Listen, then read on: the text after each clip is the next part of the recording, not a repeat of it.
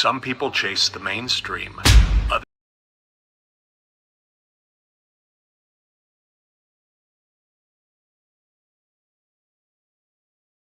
Some people chase the mainstream. Others crave what hides in shadows. Welcome to Indie Horror Junkie, the home of filmmakers, writers, artists, and fans who live for the strange, the bold, the unapologetically independent. From blood-soaked short films and underground features to creator spotlights, reviews, and horror you won't find anywhere else. No studio filters, no safe bets, just raw imagination and fearless storytelling. If you love horror that takes risks, horror that bleeds passion, horror made by creators who refuse to play it safe, then you're already one of us. Indie Horror Junkie. Feed your fear. Support the underground. Indie Horror Junkie, where independent horror lives and refuses to die.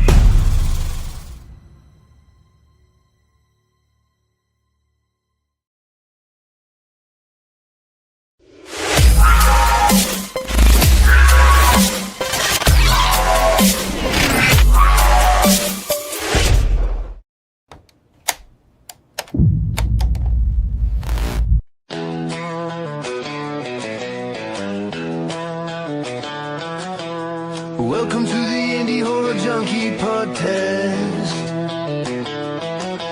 where nightmares meet the light, shadows entwine. Tonight we dive deep into the horror scene, with Rod and Ricky in the asylum, made me living the dream. Hear the howl of the night echo in your mind, where the rebels of fright, leaving no soul behind. Movers and shakers, we've got the scoop.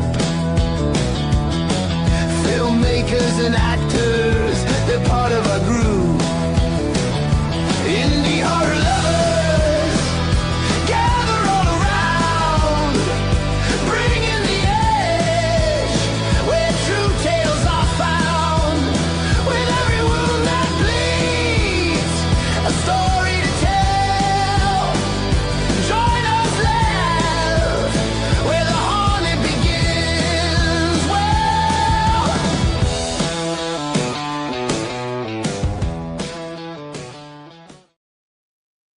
Good evening, junkies. Rod and Ricky, how's it going? Going well, and how are you? I'm doing good. Episode 122, you guys, of the Indie Horror Junkie podcast. We are back. We have a great episode lined up for you guys. We have writer, director, producer Veronica Felicity Johnson. Her film, Monster Medicine, I can't wait to talk about this. It won Best of the Fest for her short film at the Indie Horror Junkie Film Festival at MegaCon Orlando just a few months ago. So we're going to get into that. But first, we have some Indie Horror Junkie news. I know what you want to talk about, Rick. You want to talk about the Indie Horror Junkie Dances with Blood 2-week horror film challenge. We are launching this challenge pretty soon, just in a few days, on May 31st. It goes live on Film Freeway, so you can head over to danceswithblood.com, scroll down to the bottom right of the page, click on the Film Freeway button, and go ahead and register. We have the whole Film Freeway page built out for you. You can see the rules and the prizes, and you just want to check this out. This gives you plenty of time to build your team, and the official challenge is going to get its start at the very beginning of 2027. So check out the Tell them rules, about check first out our place. socials. Go ahead. Tell them about first place. Oh, well, yeah, first place is $1,000, you guys. So again, a 2-week horror film challenge, doing what you love with everyone that you love. We've got trophies, we've got cash prize, we're doing a write-up in the magazine. You get film festival entries, not just to our film fest, or working with other really fun, prominent film festivals, getting you free entries into what they have going on in different cities and different states. We have logo awards, we have audience choice awards. So again, March 31st is when everything is going to get started. So head over to danceswithblood.com to get all the details there. And May speaking of the 31st. Horror Junkie, May 31st, Indie Horror Junkie Film Fest. Speaking of that, keep an eye out on our socials for the 2027 Indie Horror Junkie Film Festival, because submissions are going to be opening pretty soon for that as well. We're already starting on next year's process. It's going to be at MegaCon Orlando, and we can't wait to see your film. So stay tuned, because we're going to be running some discounts for the film fest for entries. We also are going to have some discounts for your entries for the Dances with Blood. So go to our socials to get those codes. You can find us on Instagram and Facebook, and again, danceswithblood.com. Available right now, we have issue number 24 of the Indie Horror Junkie magazine. And what more can we talk about is Dances of Blood again. There it is, you guys. We're going to meet Henrietta Blood, the star of the show, get her backstory. We have Sarah Webb as our indie horror hottie, everything that she has going on. Plus, we have a ton of incredible articles. We've got Fuzzies. We have all of our magazines available on indiehorrorjunkie.com. So you can get this, you can get your back orders available in both digital and print. So head over there. And if you would like to advertise with us, just hit us up at indiehorrorjunkie@gmail.com. We're currently working on the July issue. So if you have anything you want to promote, just let us know. We also want to give out a shout out to Tarot Cards, one of our incredible sponsors. If you have not checked them out, go to tarotcards.com, Google Play, Apple Store. Your free virtual horror film trading cards are available there. So check them out if you haven't. And be sure that you guys are headed over to our YouTube page and like and subscribe. It's a really great way to support the Junkies. We have 121, and after tonight will be 122 episodes. So we have been grinding, you guys. We have some really incredible guests as well. Sometimes I look back and I'm like, what were we doing? We had, Lynn Shay and, David Howard Thornton, and just, incredible writers and directors and actors and producers. And there's just a lot to catch up on. If you haven't seen some of our shows, they're great to listen to in the car. So head over there and check that out. Give us a like and a subscribe. But without further ado, Rick, I know you want to get into this. We're going to give you the trailer for Monster Medicine, and then we're going to bring out Veronica Felicity Johnson to talk all about this monster film. Yep, I am going to be showing the trailer here in just a sec. Rick's remote, by the way, so if he's a little slow, just ignore. Today, doing their thing tonight. Today's one of those days. Just give me a moment here. You take your time. Rick is in North Florida. He skipped out of Central Florida, left me here, but he's visiting his daughter and his grandbaby. So we are working remote tonight and making it happen. We got. There she is right there, writer, director, producer, Veronica Felicity Johnson. That is her with her Best of the Fest trophy for winning the best short film. So very excited for that. Yes. And wow. If we get the trailer, we can come back to it later. Okay. It was showing me before, and for whatever reason, I'm not able to see it now, but it's here. I just got to get to it. If you want to talk about anything else real quick here while I find it, because it's just a matter of being able to pull it. I can go on and on and on, you guys. What do you want to talk about? I'm going to go back to the film festival incorporating the Dances of Blood. One thing we're going to bring to you guys next year in 2027 is another 4-day film festival. And on that first day, we are going to be incorporating the top 13 films of the Dances of Blood finalists. They're going to get to screen their films, panels, Q&A, have their own award ceremony, networking, and that is going to be incorporated into the festival on top of our additional Friday, Saturday, Sunday days that we have all short films and feature films. Rick, I say let's bring Veronica out. If you can't get that going, let's bring this. Let's bring her out because she has so much to talk about, and we can come back to that while we're chatting. We'll chat with her, and then as soon as we're ready, I'll go ahead and let you know, and we'll go ahead and show it while we're talking. Sounds good. Hey, technical difficulties in the house. Welcome to the show, Veronica. Hi, Ricky. Thank you. So sorry for the glitch. No, it's okay. We're going to come back to the trailer. Rick's going to work on it while you and I get started because there's so much to talk about. Monster Medicine. We don't have a trailer right now, but we have this gorgeous poster in the background Monster medicine here. to give you a creepy little insight. Yes. So first of all, thank you for coming on the show, for taking the time to join the Junkies. Of course. Molly, what's up? Good evening. Congratulations on Best of the Fest at the Indie Horror Junkie Film Festival at MegaCon.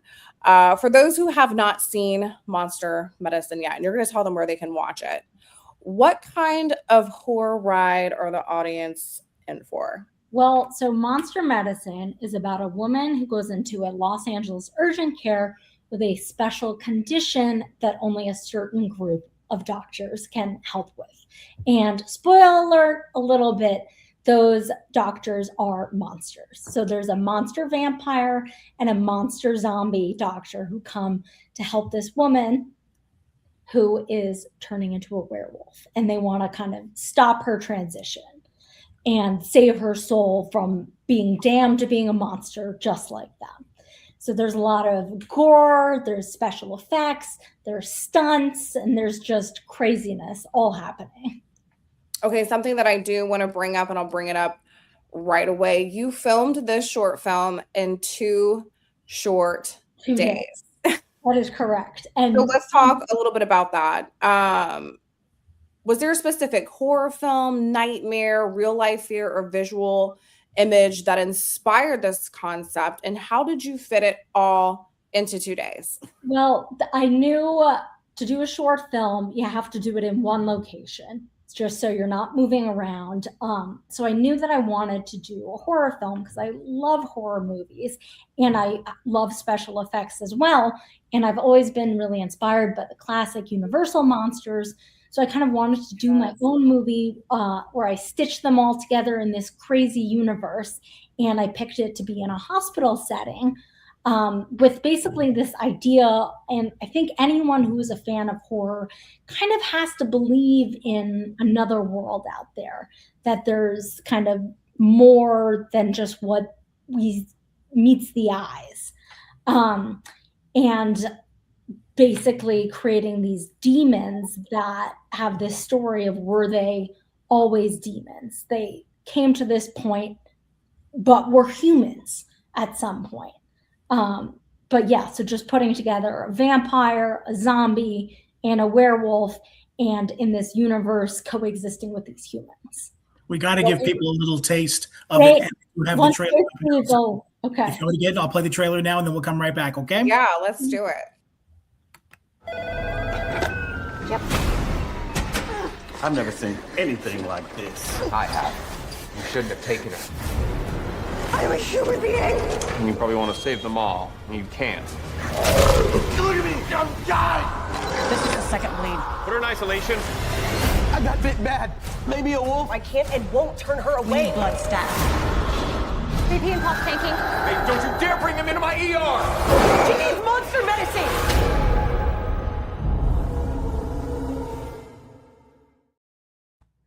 Oh, yeah. Okay. So I think there's a lot going on. We just kind of have insanity. So we had 14 actors, stunts. I had an amazing stunt coordinator, Matt Mullins, helped. And then we had special effects and prosthetics, 3 characters in full prosthetics.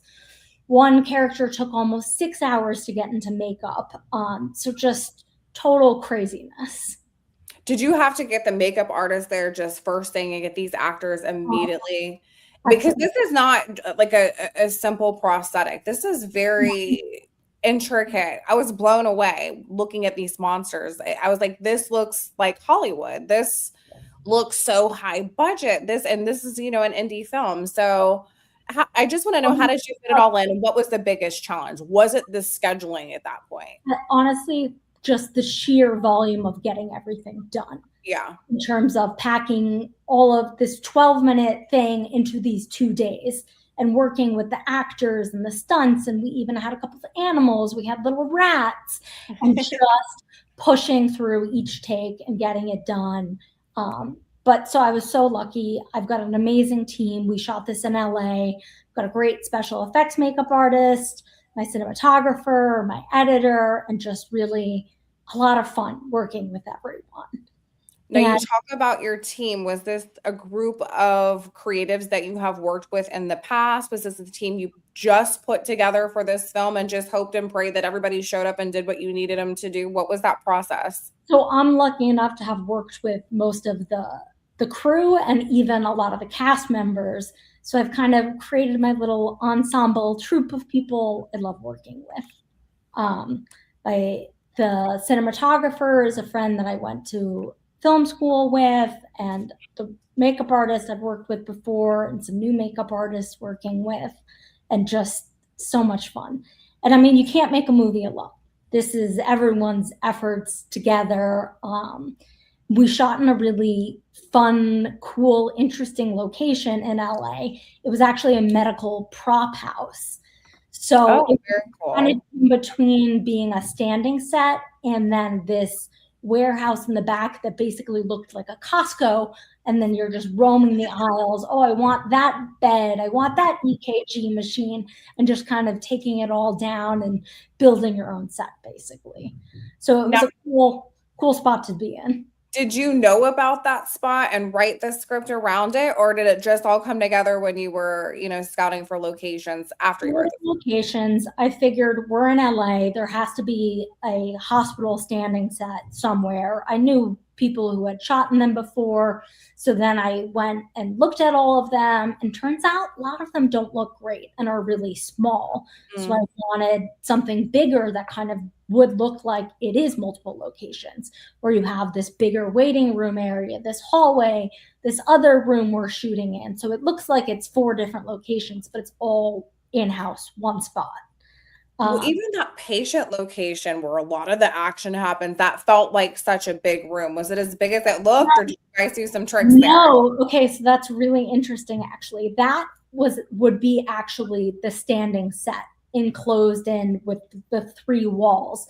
So I think it was like the night before the shoot, I was like, it's looking a little claustrophobic and small. So I had this idea to basically take one of the sliding doors that would be the wall for the set, open it up, and then we have this just strange kind of breaks the wall of what the set would be. And you have these lights shooting in, and you'll see it in one of the shots in the trailer, very kind of Resident Evil kind of casings outside. So that's not in the set. That's just in like the warehouse part of the facility that we kind of built the set out to give more space to the room, basically. Very cool.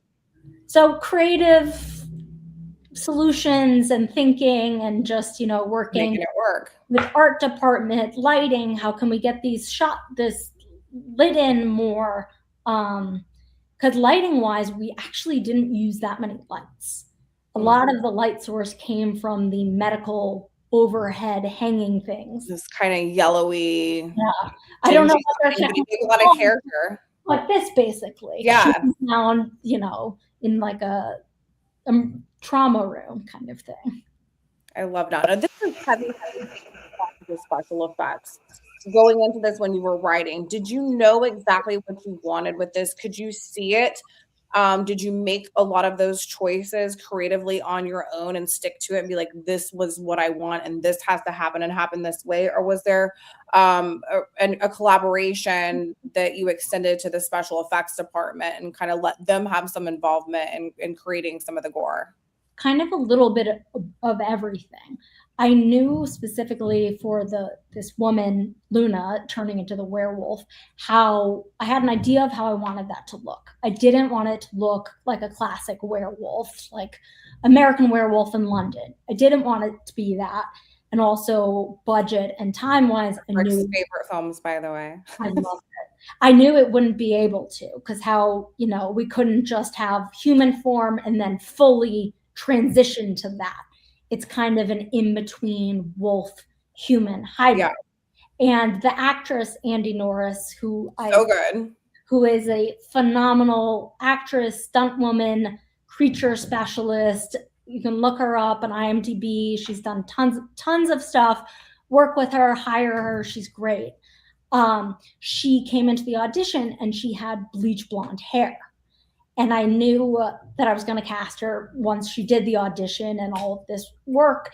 And that kind of inspired, I want this to kind of be a little bit of a feminine wolf with blonde hair, kind of a little bit like Ginger Snaps, but this wolf human hybrid of, you can see a little bit on the face, it kind of looking more like a mutant than a wolf because it's this wolf virus happening.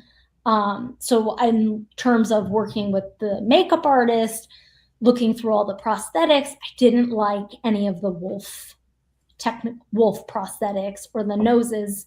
So we picked basically a mutant prosthetic that she painted, put little scars on, and put all of the hair on to kind of create our own weird version. So much love went into the 2-day shoot. There's just so much. People don't realize the attention to detail that really takes place, even just for, something 20 minutes or less. It still takes so much heart and intention, and it's not something to be ignored. Like, there's just so many beautiful details that you guys pulled off. What do you remember? What was the hardest effect that you guys had to pull off? Or did you ever, like, on set come across any issues with it, and like, how we're gonna, now we're behind on time? How did you manage all that? What was difficult? The main makeup artist who created the prosthetics, her name was Lizette Santana. We did a bubbling effect. And for those who don't know, that's when basically it's kind of an old school practical technique. I think that's the term. I'll have to look it up. But basically in one scene, under her prosthetic, it bubbles up and down and pulsates and has a life of its own. It's gross. It's horrifying. And we only got one take of it. One take, because to technically do it, sometimes it takes a little bit longer. It goes out because you're pumping into it. So it's hard to time it out. So that was the only thing I was worried about. We weren't actually going to get it done, but we did. Luckily. Which is so nerve-wracking because you're like, here we go. We have this one shot, like, roll camera and let's, one shot, enough, move on. And another, I think, hard thing for Andy to do, she did actual stunt work herself. And to do that in a full face of prosthetics, teeth, and contact lenses is really hard. Jeez. And nails off and nails, and then I point, a nail fell off, pause, let's get it back, pause, are the teeth in? I don't know. Okay, it doesn't matter. She's not speaking, it's not a close-up, it's fine, let's keep going. With such a tight schedule, was there ever a point where you were like, I don't know if we're going to get this done in 2 days? And did you have a plan B, or was it always, we're going to do this, we're going to stay as long as we have to stay, we're not rolling into day 3? Was there ever a moment that you questioned it, or did you just power through and stay positive and just keep going? Day 3 was never even an option. So I knew I didn't want to go into overtime. I think on the second day, it was lunch. I sat down. We were a little bit behind schedule because you're always a little bit behind schedule. Sure. Re-looked at the shot list, decided what can I live without, what can still work, what will save us a little time, and just power through it. I love that. And it takes a lot of guts and a lot of balls and a lot of mental stability. It really get rid of a shot. It does. It does. Rick and I experienced something similar to that when we were filming Fear Good. We were on day, and this was should have been 3 days. We fit it all into 2 because we try to do the same thing as well. Incredible crew, incredible cast. Everybody was prepared, ready to go. We were actually running early, day 2 in the morning. And then one of our crew members had a family emergency, and we're like, you got to go. Like, you're not staying here. And it was about a 2 to 3.5 hour. We're all on our phones calling everybody who does sound in Central Florida. We had to get sound there because, like day 3 wasn't an option. No. We had no option for day 3. Like, we were getting ready just to do stuff. First song was so amazing. He's like, I'm going to leave my equipment here in case just you have to do it. But we ended up finding someone. We had actually one of the best people we could have found for sound, who just happened to be available and showed up like a little fairy. And we had to do the same thing. I can remember Rick and I getting through some scenes and then looking at the clock, and we sat on the couch together. We're like, what can we shave off? What do we absolutely have to keep? We can't live without it. It drives and serves the purpose of the story. And what do we have to let go of? And we were able to cut a couple of scenes, and it all worked out. So sometimes that does happen. And I think that's important going into filming something so tight, is knowing, for me personally, I will make sure that if I have a tight schedule, I'm already going to know which scenes, if they have to go, we already know ahead of time. Prioritizing Filmmakers watching or new filmmakers watching, because there's so many variables to think about. Like, that shot would be nice to have, but is it the number one we need? No. Okay. That'll be on the wish. My cinematographer and I, we call it the wish list. Like, if there's something, we'll put it over there. We'll get it. And then usually with a short film, if you have to cut a couple of things, that's better for the runtime, because festivals like a small runtime for short films. Exactly. There's a sweet spot there. Rick and I have learned that too. There's a sweet spot. Like, don't go over 20 minutes. Stay like, 10 to 15 is the sweet spot for them. I feel like that's the sweet spot. This was 12 minutes. 12 Perfect. minutes, and I think I'd have to check with I think we had like 5 hours of footage for the editor to go through. So that's a lot of footage for a 12-minute film. But so we used 2 cameras. Okay. So that always is handy for get it saving done. time. So, yeah. So we're, while we're prepping the next thing, B cameras in the waiting room, grabbing all of those inserts, getting all of that while we're prepping the next thing. There's such a specific tone to this film, and you cannot watch it and not have fun. Yeah. Was that always the intention, or was that something that surprised you once everything came together on set? You guys were getting these shots, because it like, there's really intense, scenes and action happening, but at the same time, you're like, this is so fun to watch. What was the intent there? I got to know, because it just worked. I think it's a little bit of just who I am as a person and a filmmaker. I think whatever it'll be, I think there's a little bit of comedy in everything I do. The film I did before this was a horror comedy about a zombie director, making a human actress audition for him. It just kind of lends itself to who I am. Can we watch that film that you did? Yes, you can. That's online. It's called The Certain Method. It's on a streaming site called Clipist, Klipst. And that has 2 of the same actors who are in this as well. I've got a recurring zombie character. His name's Cammy Bruder. He plays the zombie in that film and the zombie doctor in this. And he's great. What is that called again for everybody watching, and also for me, so I can write it down, because I do want to watch it? A Certain Method. A Certain Method. It's got the zombie and Brittany Belt, who plays the actress and who also plays the human doctor in this film. So I like my collection of people to work with and actors and our little collaboration. I love it. We like that too, because then you kind of learn who to work with and who you vibe with and who's going to show up ready and prepared and be professional. And who you like working with. Yeah, you can just enjoy being on set. You've already done all the hard prep, all the pre-production, and now you can just be present, and that's where the fun and the magic happens. So that's so cool. So you're no stranger to horror. What else have you done besides Monster Medicine? So Monster Medicine is actually just the second short that I've directed. But ever since I can even imagine, I have loved horror. I was the Halloween kid growing up. I was always a writer. Even in kindergarten, I wrote some crazy story about a vampire that brought, the kindergarten teachers brought in my parents to be like, what's going on here? What is this? I've just kind of always geared towards the weird and macabre. I have a bunch of other short films that I wrote about, like, one's Malibu Barbie, homicidal, real-life version of a Malibu Barbie who kills everyone. And then I have another film about a dead guy on top of a motorcycle in a death tableau who haunts and taunts the hitman who killed him. So it's just always a lot of just strange and peculiar stories I like. And it's all kind of have a horror aspect to it, explicitly or inexplicably. Yeah.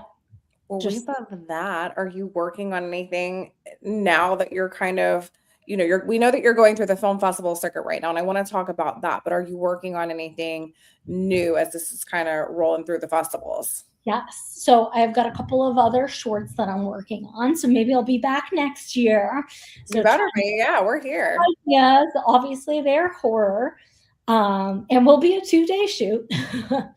And I'm also working on this as a feature, trying to get that going. That was going to be my next question. So where are you at in the process of that?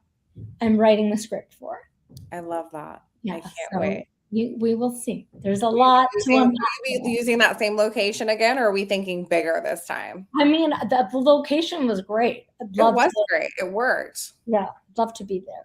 And to go back to your other question about things going wrong, I forgot, lucky enough, things were okay on set, but we had to change the shoot dates like a couple weeks before, which was because of the LA fires and everything happening.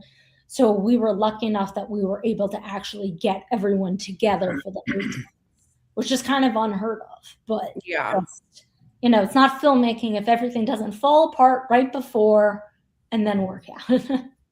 Well, I'm glad it all came together. It was meant to be, is all that I can say. This project was meant to be, and it's very exciting to hear that you're doing the feature. I was hoping that you would say that. Maybe when it's finished, you can come do a special screening panel Q&A at the Indie Horror Junkie Film Festival in Orlando. We love that. That would be a delight. That would be so much fun. I feel like we're talking so much about the practical special effects. Briggs, don't you have some pictures that we can show, some stills from the film that we can talk about? Ooh, Absolutely. Yeah. Let's bring them up. Oh, yeah. I love that. Oh, very good. So that is our vampire doctor, Kevin Kepi, who is a big creature actor. He was in Smile, Guillermo del Toro's Cabinet of Curiosities, Evil, really a lot of things. And he's fantastic. There he is, zombie. And that's Brittany Belt, who plays the human doctor. Or monsters. And how tall is this guy? So I think he is 6'4" or 6'5". Wow. He's tall. He's a tall one. Look at that. That is my cinematographer, Akash Raj. You weren't kidding. That light is so cool. Oh, yeah. It was great. That is Brittany Belt, still from the film. And that is Eric Toms, the other human doctor. And in the background, that is Cami Bruder, who plays the zombie, who also plays a little human cameo. Yeah, so there's the fully transformed wolf. Look at that. Wow. Love it.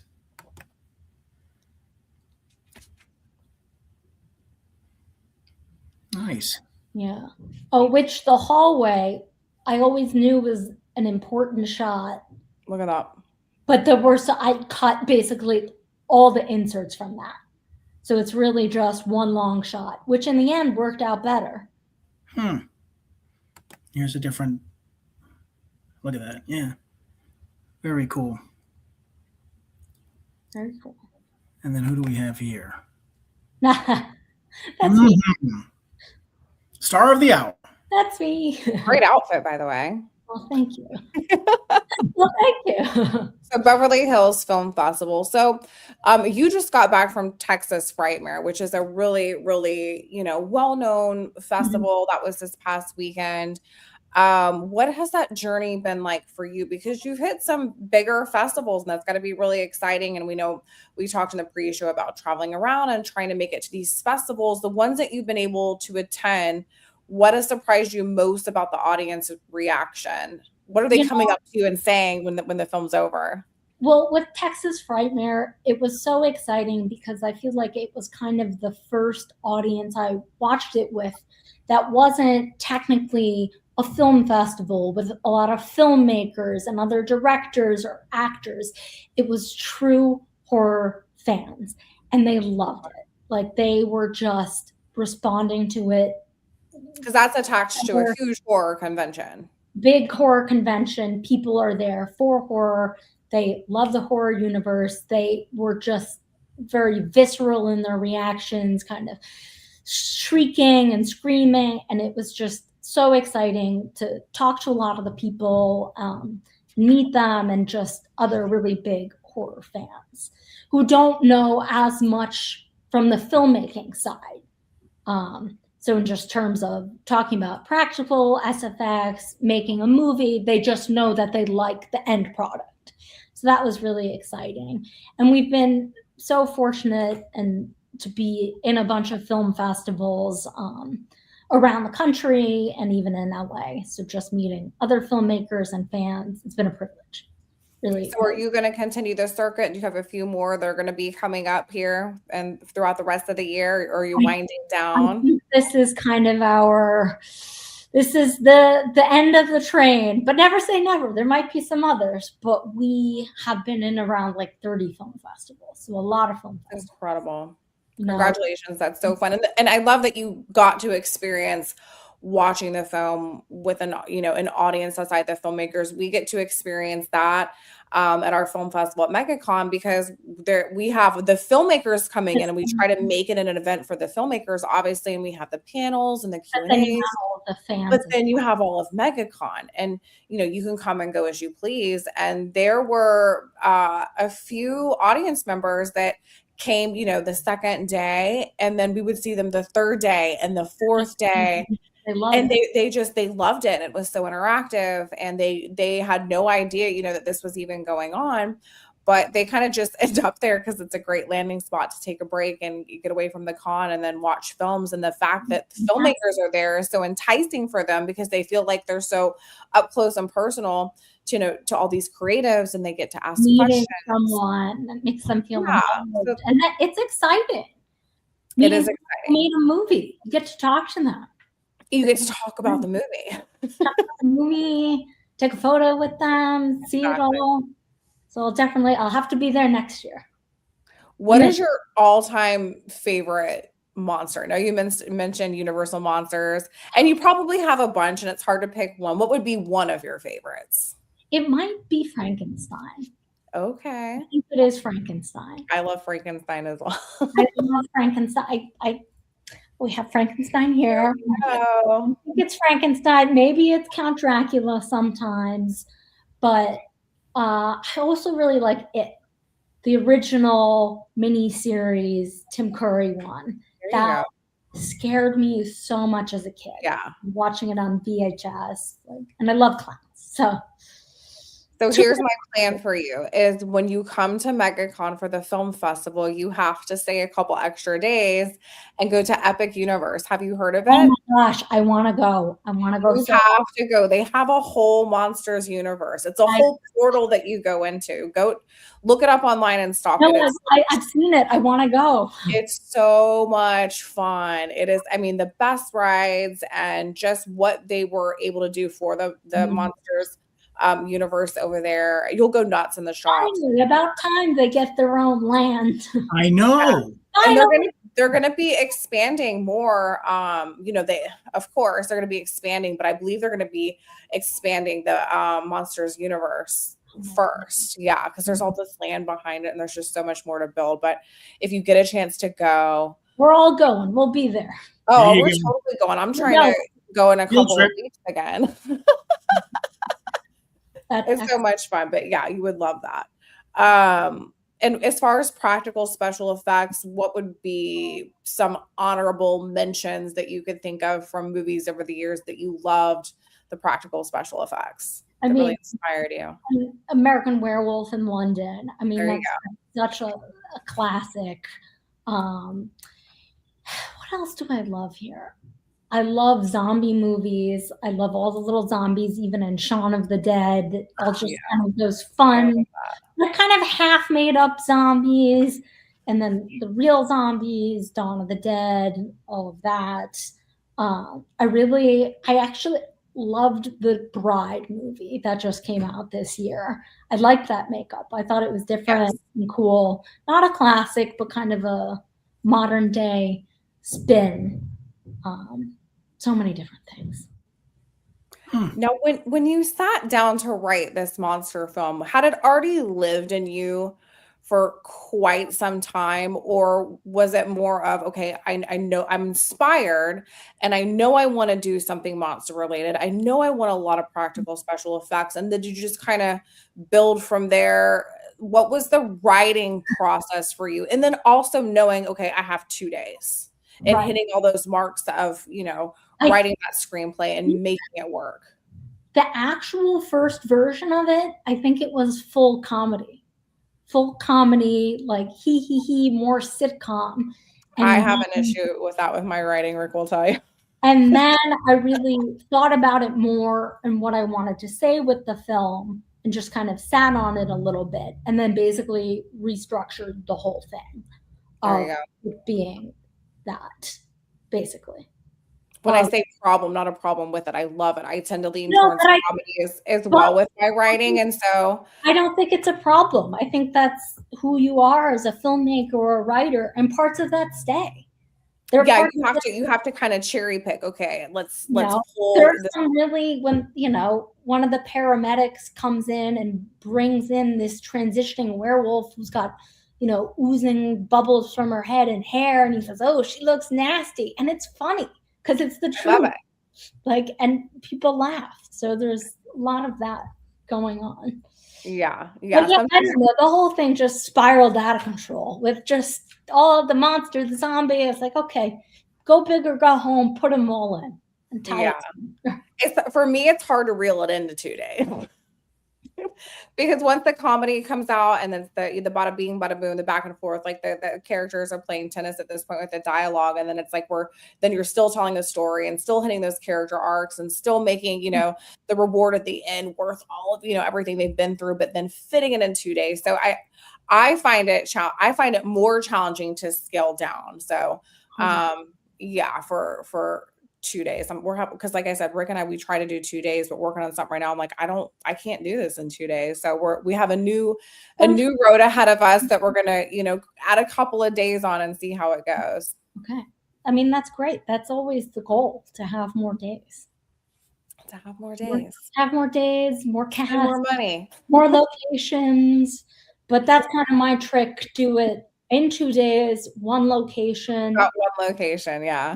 Base camp out there, and then you can go a little bit bigger on the other elements, have more cast, have more special effects. Yes. And have all of that there, basically.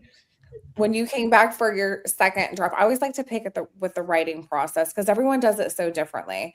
Did you take some time away from the script?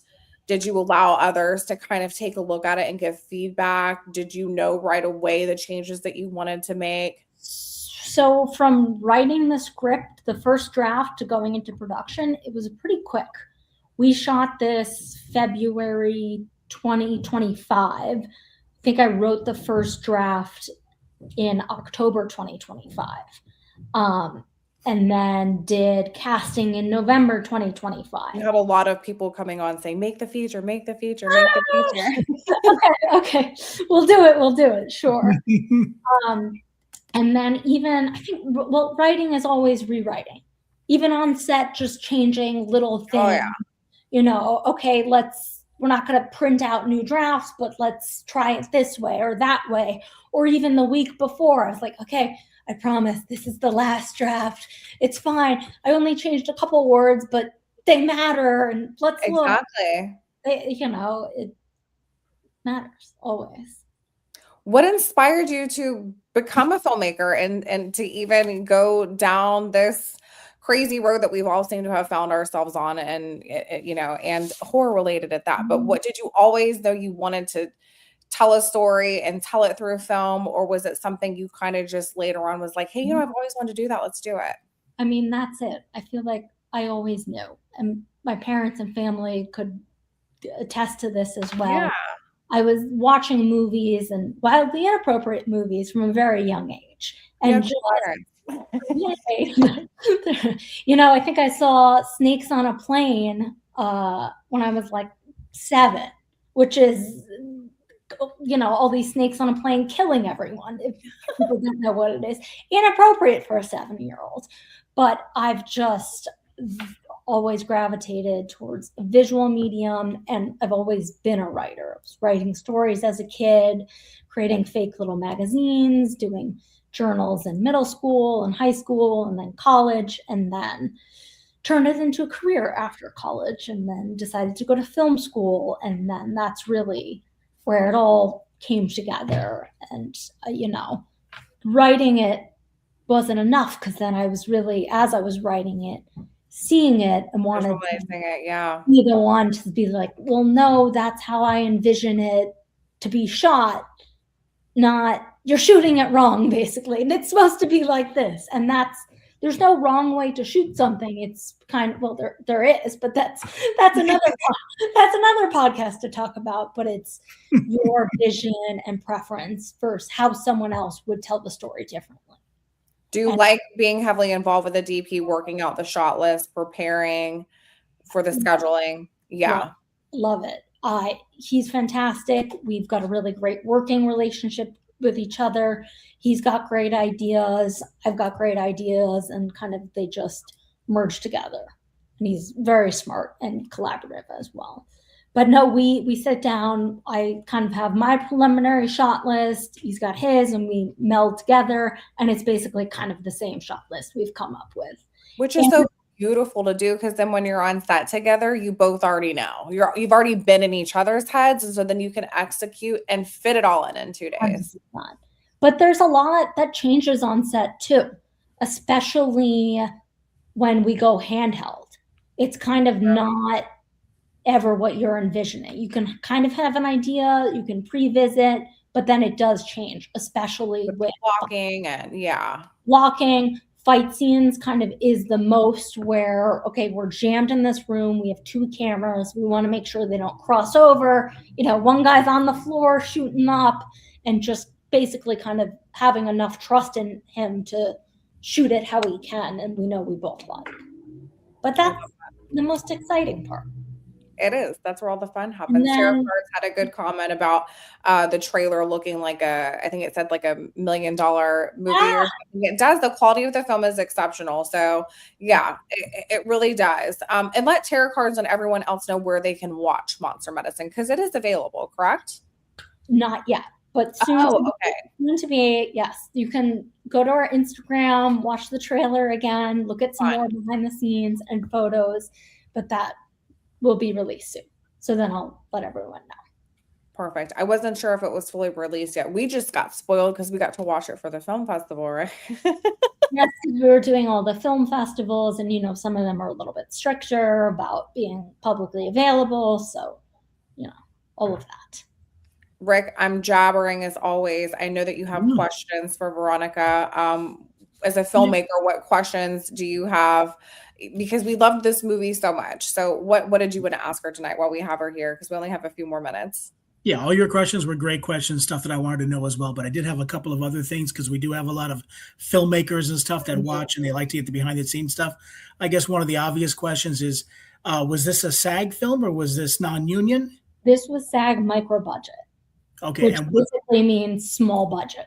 I figured as much where you were shooting and some of the stuff you were saying, but can you let us know, because a lot of the filmmakers that we've been in touch with and ourselves are for the most part non-union, but can you let us know what you think are some of the biggest, I wouldn't say necessarily stumbling blocks, but areas of opportunity or whatever it is when it comes to making a SAG film that may cause, people to have to do some extra work or you know what I mean? So it's a little bit easier on the level that I'm doing, because it's micro budget. It's not I think the next level up is, for micro features. It's where you have to work with the You did micro SAG with the fan film, Rick.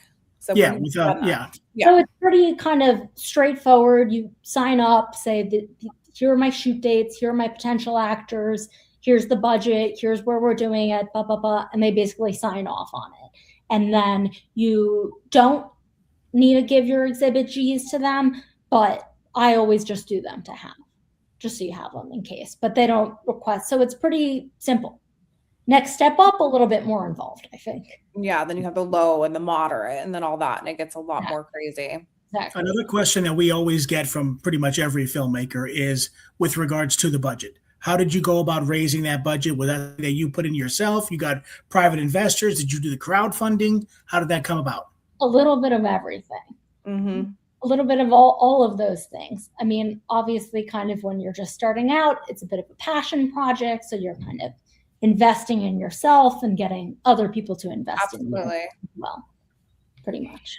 Which is a great position to be in, especially when you have something that you really truly believe in, and then you can use it as your calling card moving forward. So now you have this beautiful proof of concept that you can use to go on and bring on more, executive producers and people wanting to invest because you have this incredible product to show them.